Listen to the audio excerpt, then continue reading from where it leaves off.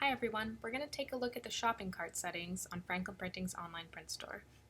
Right at the top we have the ship date.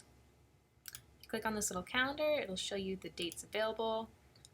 If you need it real quick, there will be a rush charge, but normally the turnaround time for USM business cards is a couple of days.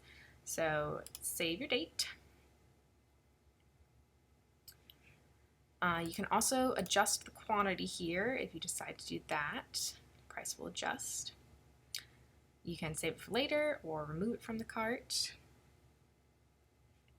If that all looks good, then we can go proceed to checkout.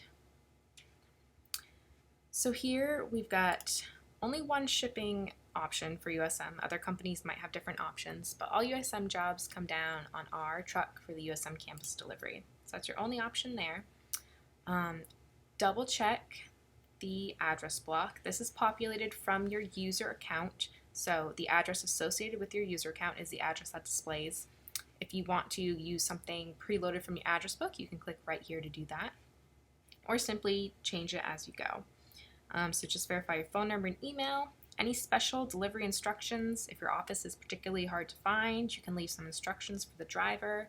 That'll give him a clue of where he can find you on campus. Then you're going to want to hit save and proceed to payment. USM uses purchase orders for their online print pieces. Not all companies use this, but you're just going to want to put whatever your PO is right in there and then place my order.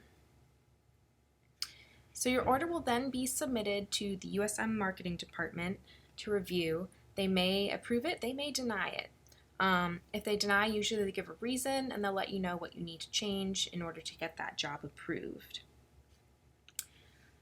So at this point, the order is complete. You can print this page for your records. This info will also be available in the order history in your user account. And if you ever need to reorder, you can go to your order history and reorder this exact same piece.